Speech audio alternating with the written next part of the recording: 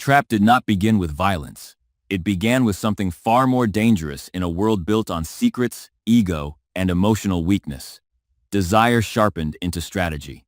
Adam had walked into the hotel suite believing he still understood the rules of the game, believing that whatever history existed between him and Riza could still be managed with the same cold instincts that had saved him before. He told himself that the meeting was temporary, tactical, and under control. He told himself that he was there to gather information, to read her motives, to stay 3 moves ahead, but the truth was far less flattering and far more human. Somewhere beneath his usual discipline, beneath the arrogance and calculation he wore like armor, there was a reckless streak that had always made him vulnerable to women who knew how to mix longing with danger. Riza understood that weakness immediately. She did not need to overpower him with threats the moment he stepped inside. She only needed to make him forget, for one fatal instant, that he was not dealing with memory but with revenge. The room itself seemed designed for deception. Nothing about it looked chaotic or threatening. The lighting was soft, the curtains half drawn against the city, the expensive furniture arranged with deliberate elegance, every detail carrying the false promise of privacy. That was what made the trap so effective. Adam expected confrontation, perhaps even manipulation, but not tenderness. He expected accusations, old bitterness, maybe a demand. He did not expect Riza to look at him with that unsettling mix of wounded pride and unfinished hunger, as if years of abandonment had been compressed into a single stare. She let the silence stretch until it became its own weapon. She let him feel the shared history between them, the ghost of unfinished business, the dangerous illusion that what existed in that room belonged to the past rather than to an active scheme. By the time she moved closer, Adam was already compromised, not physically but psychologically. He was no longer acting from instinctive caution. He was acting from memory, and memory was always softer than reality. The kiss came without warning, but not without preparation.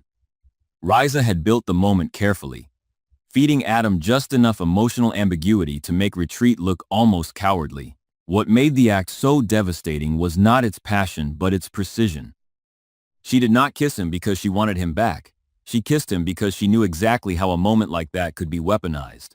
Hidden technology captured everything. The angle of his body, the hesitation before he pulled away, the image of his hands on her shoulders, the visual evidence stripped of context and sharpened into accusation. It lasted only seconds, yet in those seconds Adam lost control of the situation entirely. The damage had already been done before he even realized there was a camera, before his mind could reorganize the event into defense, before anger rose to cover the deeper sensation spreading through him, a cold, humiliating understanding that he had just been reduced from strategist to target. Riza did not reveal the truth immediately. That was part of her cruelty. She allowed Adam to stand there, rattled and confused, before unveiling the recording like a final blade hidden inside silk. The shift in the room was instant. The old intimacy evaporated. In its place came something harder, uglier, and far more honest. She showed him the video not as a lover making a desperate plea, but as a woman who had been discarded once and had chosen never to be powerless again. The message was chilling in its simplicity. Adam would do what she wanted, when she wanted, or the footage would find its way into the hands most capable of destroying what remained of his fragile personal life. She did not need to shout. She did not need theatrical threats. The strength of her position lay in how plausible the video looked, how easily it could be interpreted, how little room there was for explanation in a world where betrayal was always more believable than innocence. Adam tried to recover with anger, then sarcasm, then logic, but each response only exposed the truth he hated most. He was cornered. For a man like Adam, submission was not merely inconvenient. It was existentially humiliating. He could survive public scandal, corporate warfare, family suspicion, even romantic collapse. What he struggled to survive was the feeling of losing authorship over his own narrative. Riza understood that too.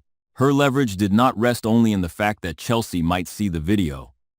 It rested in the knowledge that Adam would have to spend every waking moment anticipating the possibility of exposure, measuring his words, censoring his movements, and obeying commands from a woman he once believed he had left behind.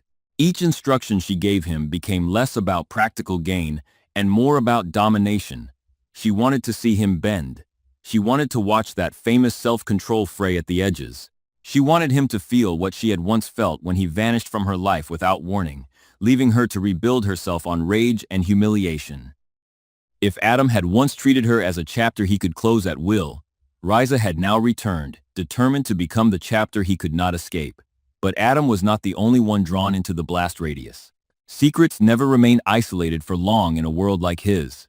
Matt Clark, a man whose fury was already sharpened by ego and possessiveness, began to sense that something around Riza had shifted. He had his own interest in her, whether rooted in obsession, control, or some distorted claim over her loyalty. And he was not the kind of man who handled discovery with restraint. The revelation of a hidden connection between Adam and Riza struck him like an insult delivered in private and then amplified in public. To Matt, the issue was not simply that Riza had once been involved with Adam. It was that she had concealed the emotional and strategic significance of that connection while Matt was still trying to secure his own position around her.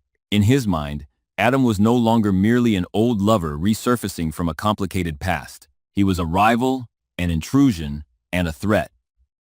Matt's rage carried the force of someone who interpreted every secret as mockery. The more he learned, the more violently his mind filled in the blanks. If Adam and Riza still had chemistry, then Matt had been played.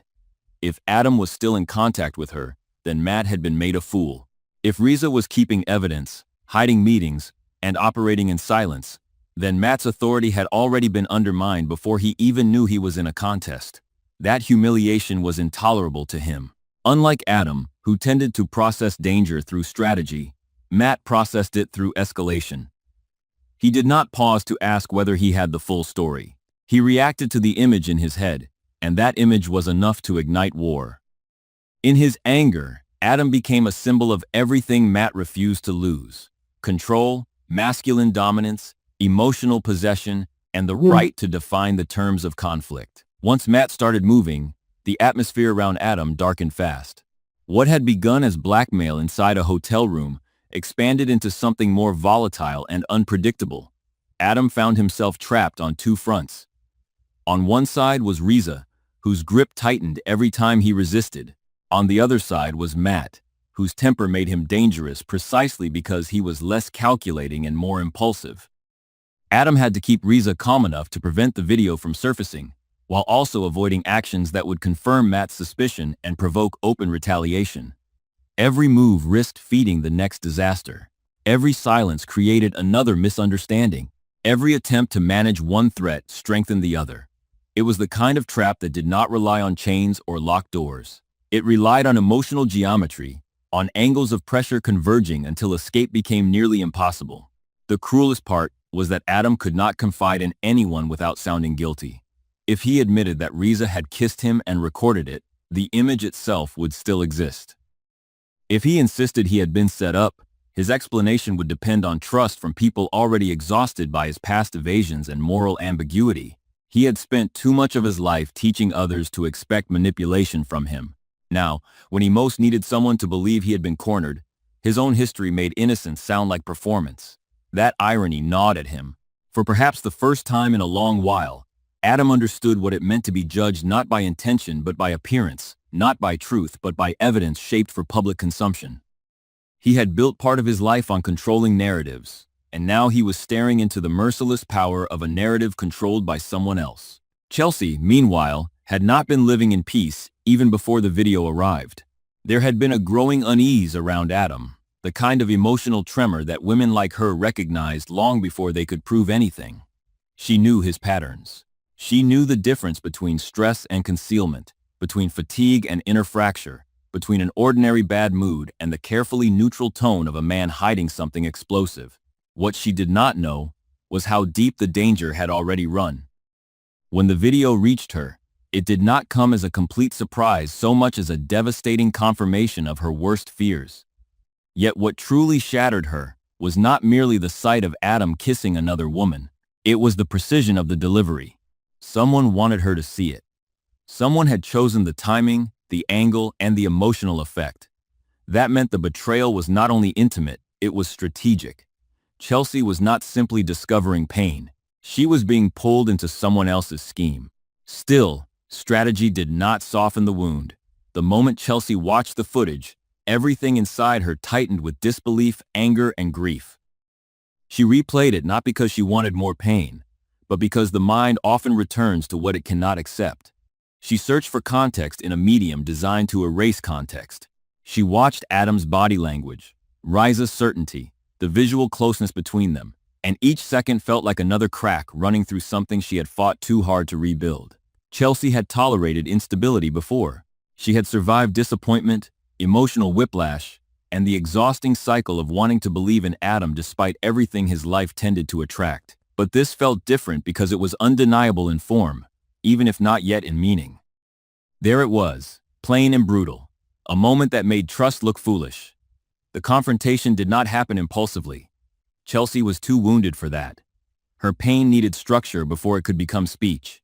By the time she came face to face with Adam, she was no longer trembling from shock. She had hardened into something quieter and more dangerous. The softness that had once made reconciliation possible was buried beneath controlled fury. Adam saw it immediately. There was no chaos in her expression, no scattered confusion, no tearful plea for reassurance. That was what frightened him. Chelsea had passed through hurt and arrived at judgment. She was not there to beg him for truth. She was there to force him into it. The room between them filled with all the invisible debris of their history. Every prior disappointment, every half-healed wound, every time hope had survived against reason only to be tested again. When Chelsea confronted him, the question was not merely whether he had betrayed her. The deeper question was whether he had ever truly left betrayal behind as part of his nature. That was the accusation hidden beneath everything else, and Adam felt it with brutal clarity. He tried to explain the setup, the camera, the blackmail, the coercion. He tried to construct a version of the truth, strong enough to counter the image she had already seen. But explanations born under pressure always arrived damaged. The more urgent he sounded, the more defensive he appeared. The more details he added, the more the story risked sounding curated. Chelsea listened, but not with trust. She listened with the cold intelligence of someone separating facts from desperation. The video existed. Riza had leverage. Adam had concealed the entire situation. Even if the kiss had been a trap, the sequence of afterward had become its own form of betrayal. That was where Adam's deepest failure lay. Not in the moment itself, which had happened too fast to undo, but in what followed. He had chosen silence. He had decided, out of fear and pride, that he could contain the danger without exposing the humiliation. In doing so, he had underestimated both Riza's ruthlessness and Chelsea's right to know. He had treated the truth as something to manage privately until it was safe to reveal, and that instinct had once again poisoned the very relationship he claimed to be protecting. Chelsea understood that instinct all too well. She had seen Adam convince himself that concealment was a form of care, that withholding was temporary, that control justified delay. The result was always the same. By the time the truth emerged, trust had already bled out. Her anger deepened not simply because Adam had been caught in a compromising act, but because he had made her the last person to know about a threat that directly targeted their relationship. In that realization, Chelsea felt something close to insult. She had not been treated as a partner. She had been treated as a complication, a variable to be handled after the crisis passed. That cut deeper than jealousy because it revealed Adam's ongoing inability to fully share danger without also trying to dominate it first. Chelsea had worked too hard to become stronger than her pain, too hard to build a life that did not depend on illusions, to accept being placed once again on the outside of Adam's private war. The betrayal, then, became twofold: what he appeared to do with Riza, and what he chose not to tell Chelsea afterward. Adam, in turn, was trapped in the unbearable position of speaking truth too late. He loved Chelsea in the only way he knew how: fiercely, imperfectly, defensively, and often disastrously. But love, he was beginning to understand, could not survive indefinitely on intention alone. It had to be supported by timing, honesty, vulnerability, and the willingness to be seen at one's most compromised. Adam had failed at that crucial point. He had been too ashamed to admit he had been manipulated, too proud to confess weakness, too convinced he could fix everything before Chelsea ever felt the impact. Now he stood before the woman whose opinion mattered most, watching every delayed confession turn to ash in his mouth. He could fight Matt, outmaneuver Riza, endure scandal, and still lose the one battle that actually mattered if Chelsea stopped believing there was any version of him worth trusting. The pressure from Matt only intensified after Chelsea's confrontation. News of emotional fractures spreads quickly around men who thrive on vulnerability, and Matt saw opportunity in Adam's instability. What began as rage became a more focused campaign. He wanted Adam desperate. He wanted him isolated, whether through direct threats, strategic intimidation, or the simple force of looming violence. Matt pushed the conflict toward a point where Adam could no longer pretend this was just a private scandal. It was becoming a war over territory, leverage, and survival. Riza had lit the fire, but Matt was pouring fuel onto it, determined to make Adam pay not just for the past, but for the insult of existing too close to what Matt wanted to own. Riza herself remained a figure of unnerving calm in the middle of the growing chaos. That calm was perhaps the most disturbing thing about her. She watched the fallout unfold with the patience of someone who had already detached morality from revenge. Chelsea's pain, Adam's panic, Matt's fury, none of it seemed to move her toward remorse. If anything, the spreading damage confirmed the effectiveness of her design. Yet beneath that composure, there was still something raw and unresolved. Riza had not built this scheme purely out of greed or calculation. At its core was the wound of abandonment, the humiliation of being treated as disposable by a man who now wanted to insist he had changed. Her cruelty was not random.